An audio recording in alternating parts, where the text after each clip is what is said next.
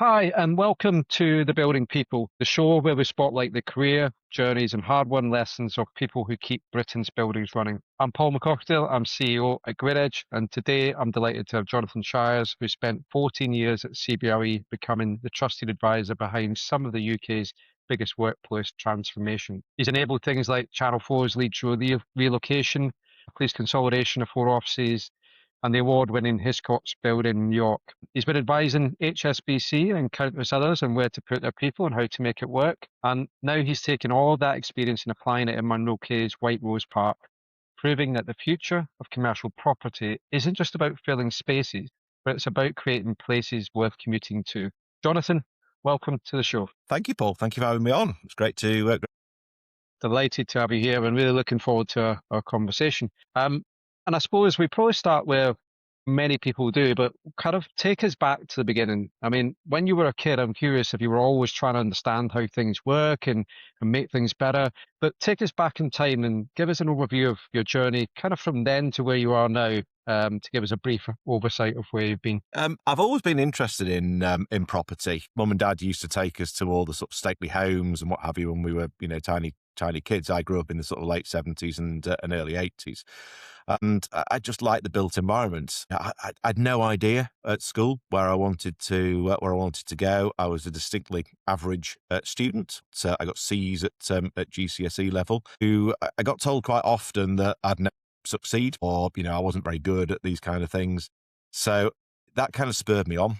And I just rolled my sleeves up and said, right, okay, I'm going to prove you wrong. And really interesting. It's a story I've told sort of numerous times, but you'll remember, Paul, because you're of a certain age. But back in the day, we used to fill out questionnaire forms just to see, what we might do when we were big people. And I filled out this questionnaire that went into this supercomputer that's probably the size of an office park now, and it spat out either surveyor, property surveyor, or tree surgeon, which is obviously poles apart. One working with property, one working with trees.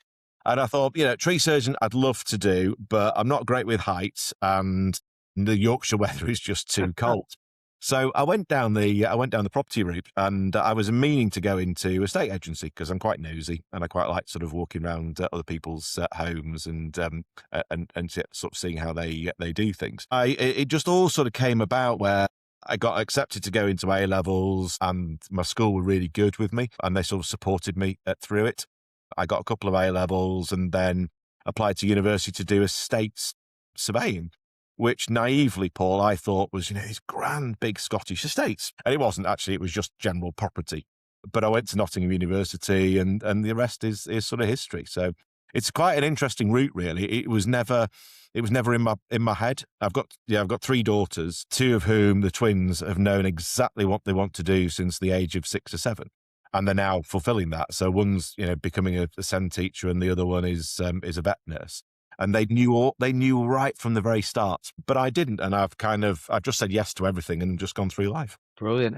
And how did it take you into the world that you're in now? How did you end up going kind of from that journey into where you are now, Jonathan? So I did a H&D to start off with because I didn't get the grades to go straight to the degree. Then after sort of middle part of second year, they said, right, we want you on the degree. So then transferred over to the degree at Nottingham Trent University. And as part of that, I was very lucky. I got to do some work experience, and I had a year out as well. So I did work experience with a local company, Sanderson Weatherall, or Weatherall Green and Smith, as they were back in the day, in Leeds. And they put me in a department that did investment properties. So I was traveling all around the country, measuring different retail units, leisure units, offices, all sorts of things up. And it was just fascinating. I got to travel. I got to see so much different stuff. And that really gave me the bug. It was fantastic. Excellent. And so through your journey to where you are now, I mean, for those that don't know you, I mean, give us a bit of insight into the role you do now. I'm a chartered surveyor, and I qualified 30 years ago next month, which is ridiculous. It doesn't time fly. Anyway, so I started work at DTZ in Leeds. For 24 of those years, I was in commercial practice, and you very kindly gave me a very nice intro to start off with. Yeah, I've worked for a variety of different surveyors. I got to a point where the corporate world was just getting a little bit too much for me. Mental health, suffering, family, etc. So CBRE were brilliant with me, and we sort of came to an agreement, and I went off and did some consultancy work for Munroe, who I work for now, Hiscox, a couple of colleges. So I spent a sort of year, 18 months just doing really nice, friendly consultancy work, having time to think, which, in many jobs, like the one that I've got at the moment, you don't have time. And then David Aspin, who runs Munroe and owns Munroe, sort of said to me, look, there's a role coming up. Would you like to come and give me a hand running this place? And yeah, it was the right time. So I thought I'll join him. And I've known David he's been a really good friend for 20 odd years. So it was quite an easy sort of jump up. But I'd always done agency. So I'd always done sales and leasing. And then now I'm doing management. I'm talking, to guys like you about energy. And the broad spectrum is just gone. It's massive. It really is. So my day-to-day role is very, very varied, which, I love. It's really, really cool. I mean, I love that journey piece, and I love enough you said I didn't know what I was doing, and then as you're saying it there, Jonathan, you can kind of replaying it in your hindsight. It's a great thing of that joining up, and you go, well, there's conscious decision making somewhere along that, and it got you to where you are in a way, or there was steps in that path, isn't there? Do you know what? I always say yes to everything, Wow. and I think that's what I pass on to some of the junior people that have worked with me over the number of years that I've been in this game. I always say yes. It's just fine. Just do it. Even if if you don't like it halfway down the line, you can say no and you can back away from it. But try it. Why not? Give it a try. See how it is, and it's stood me in. It stood me. I love that as well. And not many people do it. Many people procrastinate in that. So just go give it a go. And what's the worst that can happen? Yeah, exactly. And I suppose now you're in a fantastic estate there at Munroe, and there's lots of different. I know from the teams that work closely with you, there are lots of different types of buildings, lots of different reasons for using those buildings. For people that use these large commercial buildings, they probably seem really simple, and these things must be simple to run. They're easy to use these things. But tell us about something you've learned along the way, that learned it the hard way when running buildings, and how that's maybe changed your approach as you've gone through this. I think that's a really interesting point you make, that property is simple. People sort of relate property to buying a house, and I know buying a house is probably one of the most stressful things you do. But people say, "Oh, I bought a house, I can do property," or I've been involved with cleaning, therefore I'm now a facilities manager. And it's not. The spectrum in property is enormous, which is why when you're a chartered surveyor, you've got lots and lots of people in different specialisms, and people just do one role. And I think, that's absolutely critical to people. Mistakes I've made, God, Paul, numerous over the years, because if you don't make a mistake, you don't learn. Yeah. If you know everything first time round, quite frankly, we wouldn't be a surveyor. We'd know the 6 numbers for the next lottery, wouldn't we? But, we have to make mistakes to learn these things. As long as it's a mistake where no one gets injured, then it's absolutely fine. I think what's really, really interesting is, and we were seeing the drive before COVID, but COVID really sort of focused our attention on sustainability and M&E, and then obviously the sort of rising costs thereafter. So I think, to me, that is the most interesting part of property at the moment. And it is trying to keep the costs as low as possible, but it's also trying to save the planet. Because, as you rightly say, I'm sat here, we've got 10 buildings, multi-use, we've got 2 schools on site, we've got a creche here, loads of different sort of offices, multi-let and single let, all amount 1,000 square feet, and car parking to boot. So it's a very, very big, complex site, and it's a site that started its life back in 1982 with the main building, which was designed for Systime computers. Who made the first 16-bit microchip. You look at your phone now and you think 16-bit microchip, and that thing is God knows how many gigabytes. Yeah. It's phenomenal, and it really does show that if you get property right, it can have multitude of lives. But connecting with the right people again, and we can go back to the grid edge and sustainability is absolutely key to having successful tenants and relationships. The piece you said at the very start of that was that piece of, your mistakes are going to happen, things are going to go wrong, but kind of limiting them, making sure that they're not big issues for the tenants and nobody's going to get hurt, I think is really important. I think one of the things that we probably talked about in the past, but a lot of the biggest mistake you ever see is the not making decisions and not doing something. And from where things have been, I suppose that your role's probably changed dramatically through the years. And you were mentioning the other sustainability elements that's coming in and how that, but how do you adapt? I mean, it feels like a bit like what you said there, is it's gone from being this here and it's kind of got bigger and bigger and bigger. And there's still probably not, I wouldn't imagine there's hundreds of people running this. No, Not there's always four. going 101 new requirements, 101 new people. Exactly. Yeah, yeah, indeed. It is interesting. I think you have to surround yourself with really good people, and you've got to trust these people as well. Because again, procrastination is so easy to do. Where you go, "Oh, I've got 4 consultants. Who do I choose?" And you just go with the one that feels right. You probably have the best personal relationship with. It just feels as though you can learn from each other. So lucky here that I've got a team literally sat behind me in K&G who do all of our work. And they, Carl and his team have been around at least as long as, if not more than I have. We've got a QS who, he's still working in his early 80s. And John Burnley of Burnley Wilson Fish is the font of all knowledge. And he's been amazing. I've learned so much from him and David, who owns the pub. So, it's been a privilege, and I love learning. If you're in a job where you're not learning, you're in the wrong job, because it's just boring. You need to learn every day. You've got to keep the grey matter going, and why wouldn't you? Because it just helps you progress in your career. So yeah, surround yourself with good people, trust people. Now, obviously, if people abuse that trust, then you've got to break that relationship and go somewhere else.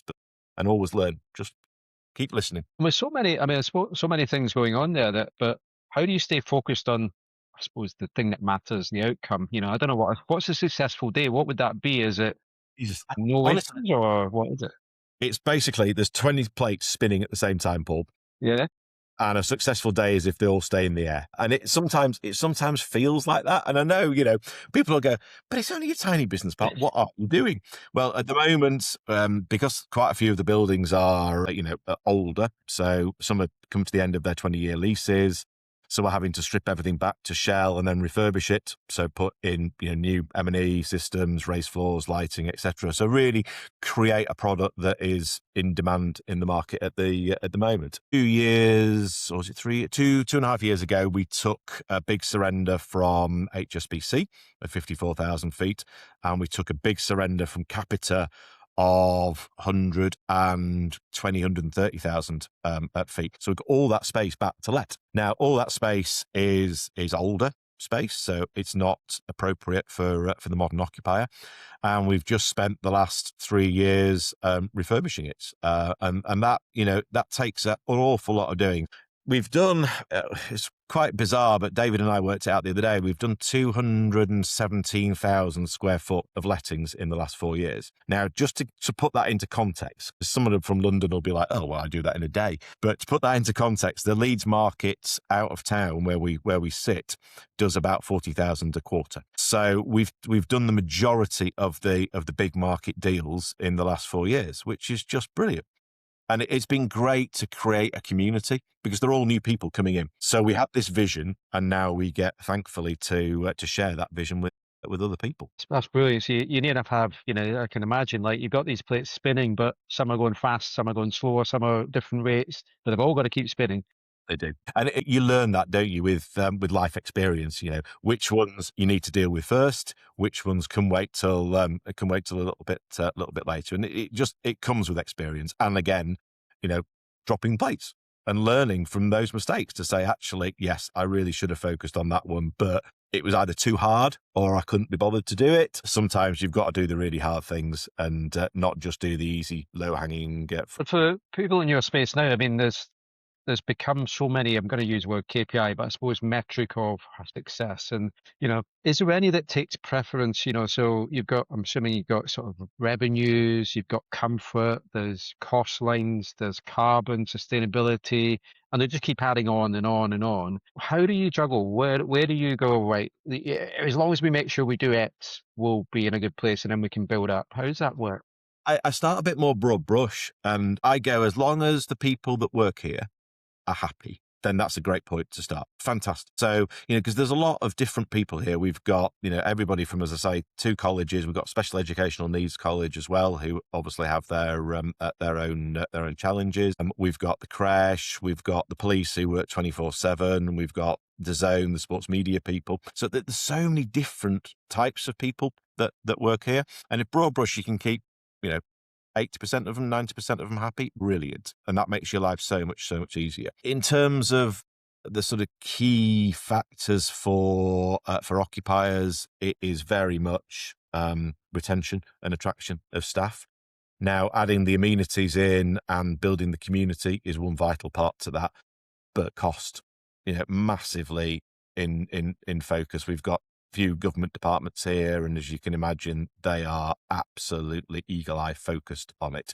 So again, partnering with people like Grid Edge is great because I kind of know as a gut feel what's happening, but I can't prove it. Whereas when I've got dashboards and I've got benchmarking and I've got KPIs, and I can do and go, there you go. That's exactly what we're doing. And everybody then is happy. So the tenants go, right, okay, my corporate director says I need to tick all of these boxes. So waste, carbon, energy use, etc. And we can just send the documents straight back to them and say, yeah, tick, tick, tick, tick, tick, and off we go. That's yeah. But if you say this about, you said the people bit, and I've had feedback from our team as well. I work a lot with your teams, and anybody who's worked with your team says fantastic teams to work with, and they get that through not just yourself but your teams. The feeling of working with people who are passionate about what they want to do, and it's so absolutely important. It is, and it's respect for the team as well, because it's very easy. I came in following somebody who'd done this job for 25 years. So, he had his own way of doing things, and the team had their own way of doing things. So you can't sort of come in like a bull in a china shop and adjust everything on day one. You've got to sort of sit back, watch it, and then say, okay, well, we can improve this, and this is where I want to go. Are you on board? And thankfully, the guys and girls here are absolutely fabulous. They really are. And they all share the same vision, and, they'll all give 110%, which is brilliant. But people, if we don't get people right, there's no point in having an office building, because people are the absolute core of everything we do. If we don't get people back to work and we can't provide a happy working environment for them, then they'll go somewhere else, and we won't be able to lease offices. Leasing offices clearly for the landlords is extremely important because it helps improve their rent roll. It reduces their holding costs, because at the moment, every square foot of space available has a holding cost of probably £20 a square foot on the park in terms of utilities, service charge, and business rates. They want to lease it and get the income and the value up. So there's lots of challenges, but get the people bit right first, and everything else follows. People first. Love that. It's and you tell us, talk about the people bit, and you mentioned a couple of them as we've been through. So through your career, tell us, who do you see as a role model, a mentor? Tell us about them. Tell us how they shaped the way you think. What have you taken from that over the years? So really interesting. I have a quarterly lunch with what we call the old gits. I'm at least 10 years younger than all.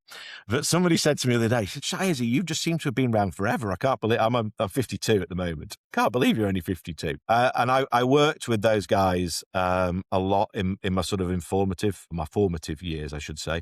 And they were just brilliant. They gave me so much help and so much time and so much information. And there's one of them, a guy called Richard Longton, who I worked the first time I ever sat in an office properly at Weatherall's, and he was my boss. And he was just great. We used to go out at the Cracker Sparrows over to Lancashire. We were just saying, we were reminiscing the other day about measuring a bowling alley.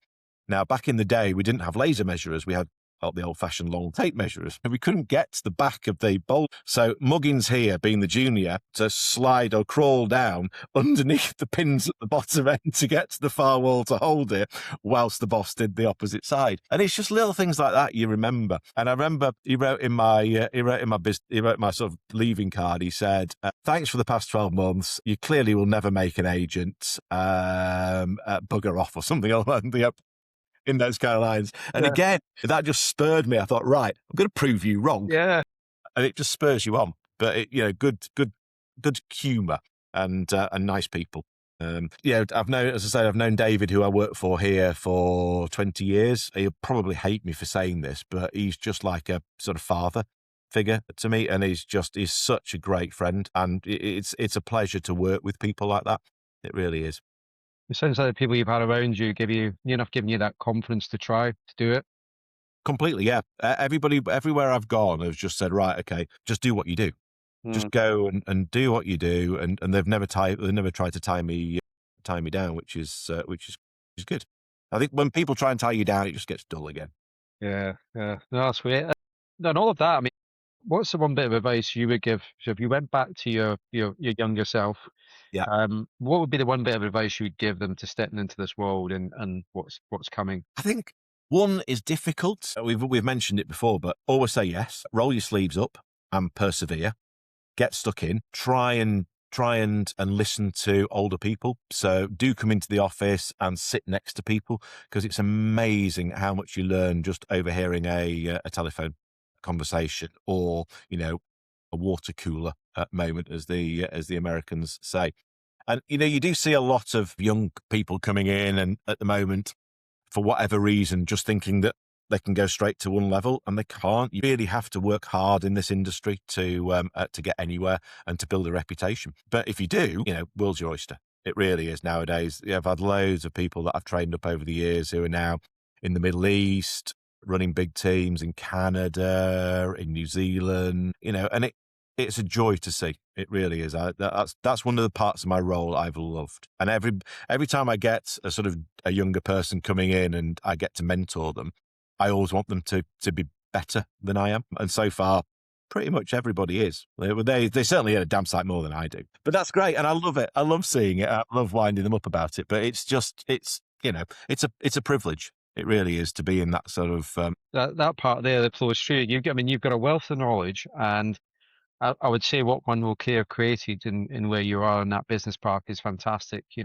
and it's not easy, but as you talk through that, you've got some kind of principles yourself and Munroe Care's approach to doing this. And I suppose that wealth of knowledge is so important in this industry, and we often don't share or are able to share it as much as we like to. And if somebody's listening today wants to pick your brains or learn about your company's approach, I mean, what can you offer them, or how do they engage to learn some more and help move that forward? More than welcome to come and sit with me for a couple of days. They can, come and interview me, have a telephone call, FaceTime, etc. I'm busy, but I'm also open to to conversations, because it's really, really nice to give back. The one thing I would say as well, try and get a life balance correct. I didn't do that, and it did cost me. They had to put me back together mentally. It took them 6 months to do it after my second breakdown, I think it was. So I think try and get that life balance right as well. Don't just work and be a workaholic. Do try and do sport or get the gym or whatever. And I think certainly COVID has helped that. It's made work life a lot more flexibility. It's taken away a lot of the presenteeism, which sadly we had in the industry. And if we could take away the nepotism bit as well, then I think, property would be an even better place to work. But feel free just to reach out to me and via LinkedIn or however, and share my email address, and have a chat. I mean, thank you so much, Jonathan, for sharing, especially that last nugget. It's not many people do share, and lots of people do have those challenges. And we're here talking about buildings, but as you've said all the way through this conversation, buildings are about people. And you just said it again about looking after yourself, looking after the individuals around you. So thank you very much for sharing your experience today with us on this particular episode. I'll have to come up and see you guys again soon and get round the park again. So it's probably changed so much since last time. Certainly. But thank you very much, and we'll close off here. Thanks a lot, Jonathan, and we'll see you soon. Fantastic. Thanks, Paul. Thanks. Take care. Bye. Bye.